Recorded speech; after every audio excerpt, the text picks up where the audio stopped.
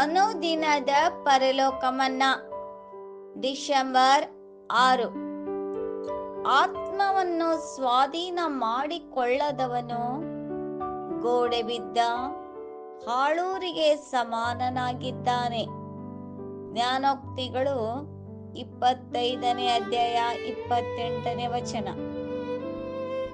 ನಮ್ಮ ಸ್ವಾರ್ಥದ ವಿರುದ್ಧ ಹೋರಾಡುವುದು ಒಂದು ಮಹತ್ತರವಾದ ಹೋರಾಟವಾಗಿದೆ.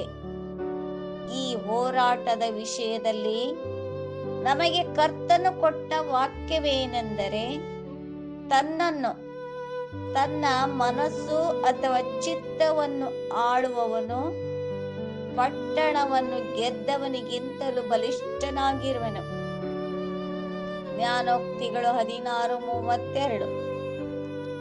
ಏಕೆಂದರೆ ಅವನು ಈ ಹೋರಾಟದ ಬಗ್ಗೆ ತಿಳುವಳಿಕೆಯನ್ನು ಹೊಂದಿದವನಾಗಿ ತನ್ನನ್ನು ಸರಿಯಾಗಿ ನಿಯಂತ್ರಿಸಿಕೊಳ್ಳುವ ಹೋರಾಟ ಮಾಡುವನು.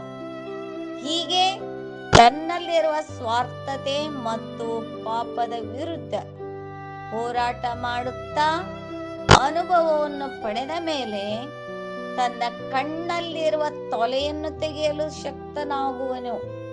ಅಂದರೆ ಶರೀರದಲ್ಲಿರುವ ಕೋಪ, ಹೊಟ್ಟೆ ಕಿಚ್ಚು, ದ್ವೇಷ, ಅಸೂಯೆಯನ್ನು ಸ್ವಾಧೀನದಲ್ಲಿಟ್ಟುಕೊಳ್ಳುವನು. ಇಂತಹ ಕಠಿಣವಾದ ಯುದ್ಧದಿಂದ ಅನುಭವವನ್ನು ಪಡೆದವನಾಗಿದ್ದಾನೆ. ಸಹೋದರರಿಗೆ ಸಹಾಯ ಮಾಡಲು ಸಿದ್ಧನಾಗಿರುವವನು ತನ್ನ ನೆರೆಯವರಿಗೆ ಅವರ ಕಷ್ಟದಲ್ಲಿ ಸಹಾಯ ಮಾಡುತ್ತಾ ಅವರಿಗೆ ಹತ್ತಿರುವ ಪಾಪ ಮತ್ತು ಬಲಹೀನತೆಯಿಂದ ಅವರನ್ನು ಪಾರು ಮಾಡುವ ಸಾಧ್ಯತೆಯನ್ನು ಹೊಂದುತ್ತಾನೆ. Reprint number 2878. ಈ ಡೀಪ್ ಡೈವ್ಗೆ ಸ್ವಾಗತ. ಇವತ್ತು ನಾವು ಮಾತಾಡೋಕೆ ಹೊರಟಿರೋದು ಒಂದು ಆಳವಾದ ವಿಷಯ, ಆತ್ಮನಿಯಂತ್ರಣ. ಅಂದ್ರೆ ನಮ್ಮ ಭಾವನೆಗಳ ಮೇಲೆ ನಮಗೆ ಹಿಡಿತ ಸಾಧಿಸುವುದು. ಇದಕ್ಕಾಗಿ ನಮ್ಮ ಮೂಲ ಡೇಲಿ ಹೆವೆನ್ಲಿ ಮನ್ನಾ ಅನ್ನೋ ಒಂದು ಬರಹ, ಇದು ಡಿಸೆಂಬರ್ 6ರ ಭಾಗ, ಬೈಬಲ್ನ ಜ್ಞಾನೋಕ್ತಿ 25-28 ಆಧರಿಸಿದೆ. ನಮ್ಮ ಇವತ್ತಿನ ಉದ್ದೇಶ ಏನಪ್ಪ ಅಂದ್ರೆ, ನಮ್ಮೊಳಗಿನ ಯುದ್ಧವೇ ಅತಿ ದೊಡ್ಡ ಯುದ್ಧ ಅನ್ನೋ ಮಾತಿದೆಯಲ್ಲ, ಅದನ್ನು ಸ್ವಲ್ಪ ಬಿಡಿಸಿ ನೋಡೋದು. ಸರಿ, ಹಾಗಾದ್ರೆ ನೇರವಾಗಿ ವಿಷಯಕ್ಕೆ ಬರೋಣ. ಮೂಲದಲ್ಲಿ ಒಂದು ಬಹಳ ಶಕ್ತಿಯುತವಾದ ಹೋಲಿಕೆ ಇದೆ. ಸ್ವಂತ ಆತ್ಮದ ಮೇಲೆ ಅಧಿಕಾರವಿಲ್ಲದವನು ಗೋಡೆಗಳಿಲ್ಲದ ಹಾಳಾದ ನಗರದಂತಿದ್ದಾನೆ ಅಂತ. ಈ ಗೋಡೆಗಳಿಲ್ಲದ ನಗರ ಅನ್ನೋ ಹೋಲಿಕೆಯನ್ನು ಸ್ವಲ್ಪ ಬಿಡಿಸಿ ಹೇಳ್ತೀರಾ? ಖಂಡಿತ. ಇದು ಕೇಳೋಕೆ ಸರಳ ಅನ್ನಿಸ್ತ್ರು ಆಕ್ಚುಲಿ ಇದ್ರ ಹಿಂದೆ ದೊಡ್ಡ ಅರ್ಥವಿದೆ. ಯೋಚನೆ ಮಾಡಿ, ಆ ಕಾಲದಲ್ಲಿ ಒಂದು ನಗರಕ್ಕೆ ಗೋಡೆಗಳೇ ಅದರ ರಕ್ಷಣೆ, ಅದರ ಅಸ್ತಿತ್ವ. ಹೌದು. ಗೋಡೆ ಇಲ್ಲ ಅಂದ್ರೆ ಏನಾಗುತ್ತೆ? ಯಾರ್ ಬೇಕಾದ್ರೂ ಒಳಗೆ ನುಗ್ಗಿ ಲೂಟಿ ಮಾಡಬಹುದು. ಅಲ್ಲಿ ವ್ಯಾಪಾರ ಇರಲ್ಲ, ಭದ್ರತೆ ಇರಲ್ಲ, ಸಂಸ್ಕೃತಿಯೂ ಇರಲ್ಲ. ಅಕ್ಷರಶಃ ಆ ನಗರ ನಾಶವಾದ ಹಾಗೆ. ನಿಖರವಾಗಿ ಹಾಗೆಯೇ ಆತ್ಮನಿಯಂತ್ರಣ ಇಲ್ಲದ ವ್ಯಕ್ತಿಯ ಜೀವನ ಕೂಡ, ಅವರ ಮನಸ್ಸು ಇದೇ ರೀತಿ ಅಸ್ತವ್ಯಸ್ತವಾಗಿರುತ್ತೆ. ಹೊರಗಿನ ಸಣ್ಣಪುಟ್ಟ ಪ್ರಚೋದನೆಗಳು ಅವರನ್ನ ಹಾಳುಗೆಡವಬಹುದು. ಈ ಹಳೆಯ ಹೋಲಿಕೆ ಇವತ್ತಿನ ಮನೋವಿಜ್ಞಾನದಲ್ಲಿ ಏನದು ಎಕ್ಸಿಕ್ಯೂಟಿವ್ ಫಂಕ್ಷನ್ ಅಂತಾರಲ್ಲ, ಅದಕ್ಕೆ ಹತ್ರ ಅನ್ಸುತ್ತೆ. ಓ, ಅದ್ಭುತವಾದ ಹೋಲಿಕೆ ಅದು. ನಮ್ಮ ಮೆದುಳಿನ ಸಿಇಒ ಸರಿಯಾಗಿ ಕೆಲಸ ಮಾಡದಿದ್ರೆ ನಮ್ಮ ಭಾವನೆಗಳೆಂಬ ಸಣ್ಣಪುಟ್ಟ ದಂಗೆಗಳು ಇಡೀ ವ್ಯಕ್ತಿತ್ವವನ್ನ ಹಾಳು ಮಾಡಬಹುದು ಅಲ್ವಾ? ಖಂಡಿತ, ಖಂಡಿತ.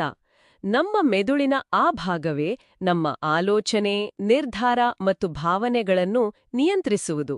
ಆ ಸಿಇಒ ದುರ್ಬಲನಾದ್ರೆ ಕೋಪ, ಆಸೆ, ಅಸೂಯೆಗಳೆಂಬ ಕೆಳಹಂತದ ಮ್ಯಾನೇಜರ್ಗಳು ಇಡೀ ಕಂಪನಿಯನ್ನ, ಅಂದ್ರೆ ನಮ್ಮ ವ್ಯಕ್ತಿತ್ವವನ್ನೇ ತಮ್ಮ ಕೈಗೆ ತೆಗೆದುಕೊಳ್ತಾರೆ.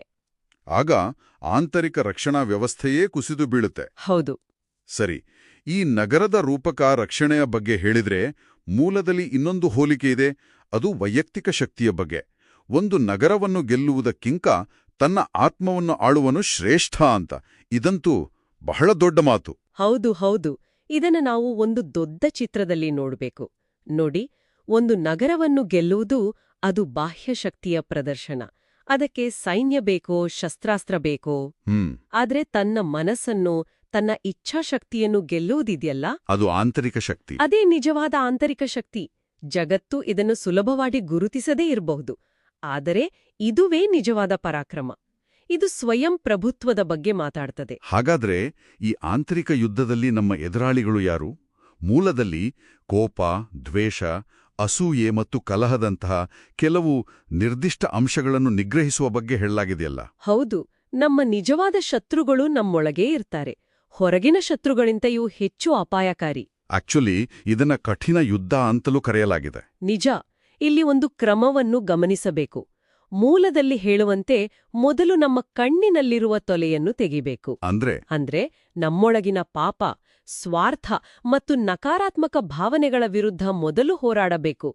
ಈ ಕಠಿಣ ಯುದ್ಧದಲ್ಲಿ ಅನುಭವ ಪಡೆದ ನಂತರವೇ ಆಮೇಲೆ ನಾವು ಬೇರೆಯವರಿಗೆ ಸಹಾಯ ಮಾಡಲು ಸಿದ್ಧರಾಗೋದು. ನಿಖರವಾಗಿ ಆಗಲೇ ನಾವು ನಮ್ಮ ಸಹೋದರರಿಗೆ ಮತ್ತು ನೆರೆಹೊರೆಯವರಿಗೆ ಅವರ ದುರ್ಬಲತೆಗಳನ್ನು ಜಯಿಸಲು ಸಹಾಯ ಮಾಡಲು ಅರ್ಹರಾಗ್ತೇವೆ.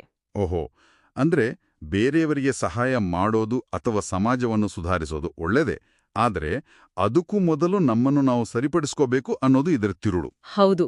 ನಮ್ಮ ಮನೇ ಸರಿ ಇಲ್ಲದಿರುವಾಗ ಊರನ್ನು ಉದ್ಧಾರ ಮಾಡೋದು ವ್ಯರ್ಥ ಅನ್ನೋ ಹಾಗೆ. ಎಕ್ಸಾಕ್ಟ್ಲಿ. ಇದೇ ಕಾರಣಕ್ಕೆ ಈ ದೃಷ್ಟಿಕೋನದಲ್ಲಿ ಸ್ವಸುಧಾರಣೆ ಅನ್ನೋದು ಅದೊಂದು ಸ್ವಾರ್ಥದ ಕ್ರಿಯೆಯಲ್ಲ. ಬದಲಿಗೆ ಅದು ನಮ್ಮ ಕುಟುಂಬಕ್ಕೆ, ನಮ್ಮ ಸಮುದಾಯಕ್ಕೆ ಉತ್ತಮ ಸೇವೆ ಸಲ್ಲಿಸಲು ಬೇಕಾದ ಒಂದು ಅತ್ಯಗತ್ಯ ಪೂರ್ವಸಿದ್ಧತೆ. ಮೊದಲು ನಮ್ಮನ್ನು ನಾವು ಗೆಲ್ಲಬೇಕು. ಹಾಗಾದ್ರೆ ಇದೆಲ್ಲದರ ಅರ್ಥವೇನು ಅಂತ ಒಮ್ಮೆ ನೋಡಿದ್ರೆ, ನಿಜವಾದ ಶಕ್ತಿ ಮತ್ತು ಬದಲಾವಣೆ ನಮ್ಮೊಳಗಿಂದಲೇ ಆರಂಭವಾಗಬೇಕು. ಜಗತ್ತನ್ನು ಗೆಲ್ಲುವ ಮೊದಲು ನಮ್ಮ ಮನಸ್ಸನ್ನು ಗೆಲ್ಲುವ ಯುದ್ಧವೇ ಅತಿ ಮುಖ್ಯ ಮತ್ತು ಅತಿ ದೊಡ್ಡದು. ಹೌದು, ಇದು ಒಂದು ಪ್ರಮುಖ ಪ್ರಶ್ನೆಯನ್ನು ಹುಟ್ಟುಹಾಕುತ್ತೆ. ನಮ್ಮ ಆಧುನಿಕ ಜಗತ್ತಿನಲ್ಲಿ ನಾವು ಯಾವಾಗಲೂ ಹೊರಗಿನ ಯಶಸ್ಸನ್ನೇ ಅಳೆಯುತ್ತೇವೆ, ಅಲ್ವಾ? ನಿಜ. ಆದ್ರೆ ಈ ತತ್ವದ ಪ್ರಕಾರ ನಿಜವಾದ ಯಶಸ್ಸಿನ ಅಳತೆಗೋಲು ಆಂತರಿಕವಾದದ್ದು. ಕೇಳುಗರಿಗೆ ಆಲೋಚಿಸಲು ಒಂದು ಕೊನೆಯ ಯೋಚನೆ.